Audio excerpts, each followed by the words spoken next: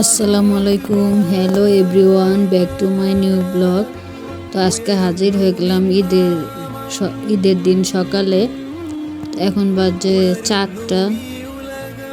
তো ভোর থেকে রান্না বান্না শুরু করে দিয়েছি, কারণ আপনাদের ভাই আবার একটু সেমাই খেয়ে নামাজ পড়তে যাবে এবং নামাজ পড়ে এসে আবার নাস্তা করবে। এর জন্য আমি তাড়াতাড়ি ঘুম থেকে উঠে রান্না বান্না শুরু করে দিয়েছি। তো সাধারণত আমরা ঈদে যেমন রান্নাবান্না করি ওরকমই রান্নাবান্না করবো, কেন দুজন মানুষ বেশি কিছু রান্নাবান্না করা হলে আর খাওয়া হবে না।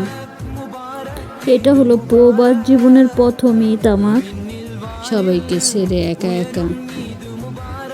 আসলে একটু খারাপই লাগে, তো কি করার, কিছু করার নাই।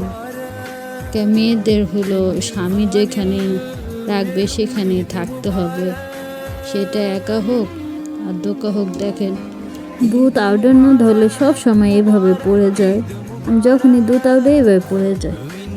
তো আপনারা অবশ্যই সবাই ভালো আছেন, যেখান থেকে আমার ভিডিওগুলো দেখতেছেন সবাই আমার ভিডিওগুলো একটু সাবস্ক্রাইব করে দেবেন।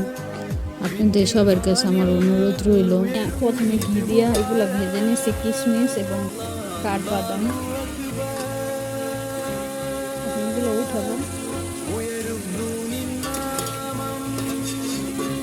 কেন অনেক আশা নিয়ে ভিডিওগুলো বানাই। তো আপনারা যদি পাশে না থাকেন তাহলে আসলে ভিডিও বানানোর উৎসাহটা নষ্ট হয়ে যায়। তো আপনারা অবশ্যই আমার চ্যানেলটিতে সাবস্ক্রাইব করে দিবেন এবং লাইক শেয়ার দিয়ে দিবেন। তো আমি বানাবো একটু নবাবী সিমাই। তো আপনাদের ভাই আবার মিষ্টি জাতীয় খাবার অতটা বেশিটা খাইতে চায় না, এর জন্য বেশি একটা আইটেম করবো না মিষ্টি জাতীয়। আর যেহেতু ঈদ মানেই হয়েছে সিমাই, একটু সিমাই রান্না না করলে কি হয় বলেন, এর জন্য একটু সিমাই শুধু রান্না করতেছি।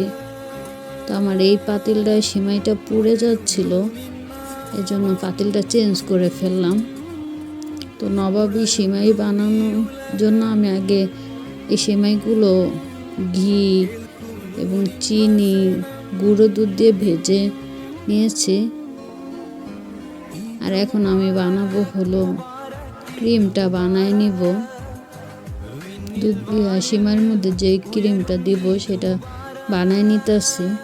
তো আমি এখানে ক্রিম বানানোর জন্য ব্যবহার করেছি দুধ, তরল দুধ 2 কাপ পরিমাণ, তারপর কনডেন্স মিল্ক,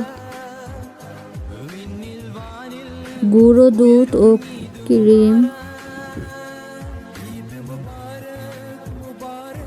কাস্টার্ড পাউডার। তো এগুলো ব্যবহার করেছি। তো আমার ক্রিম বানানো শেষ, এখন ডেকোরেশন করব। আর এই বাটিগুলো এক ভাবির বাসায় দিব, এর জন্য এটা আলাদাই করেছি।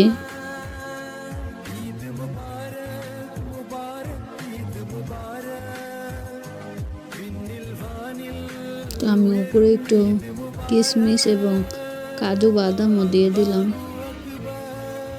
আর আমরা খাওয়ানোর জন্য এখন ডেকোরেশন করতেছি। আমার ডেকোরেশন শেষ, আমার সিমাই রান্না করা শেষ, আমার টোটালি সব রান্না বান্না করা শেষ। পাকিস্তানি লাচ্ছা সিমাইটা দুধ দিয়ে রান্না করছি। আমি এইভাবে দুধ দিয়ে রান্না করে খাই, ভুনা অনেকে ভুনা করে, ওটা আমার ভালো লাগে না। আর এটা শাহি নবাবী সিমাই রান্না করেছি, গরুর গোশ রান্না করেছি, আলু দিয়া খিচুড়ি পাঠিয়েছি গরুর গোশ দিয়ে। আর এখানে সর্ষে ইলিশ,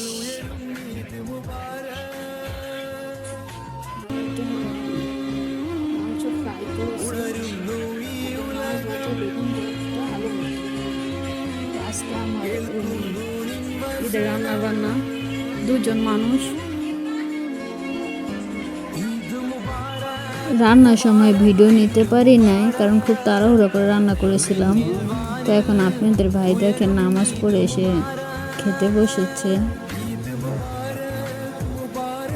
আমিও একটু পরে খাবো। আপনাদের ভাই আমাকে শসা সাদ্দাছে খাওয়ানোর জন্য। আজকে ভিডিওটি এই পর্যন্তই। সবাই ভালো থাকেন, আল্লাহ হাফেজ, আর আমাদের জন্য দোয়া করবেন।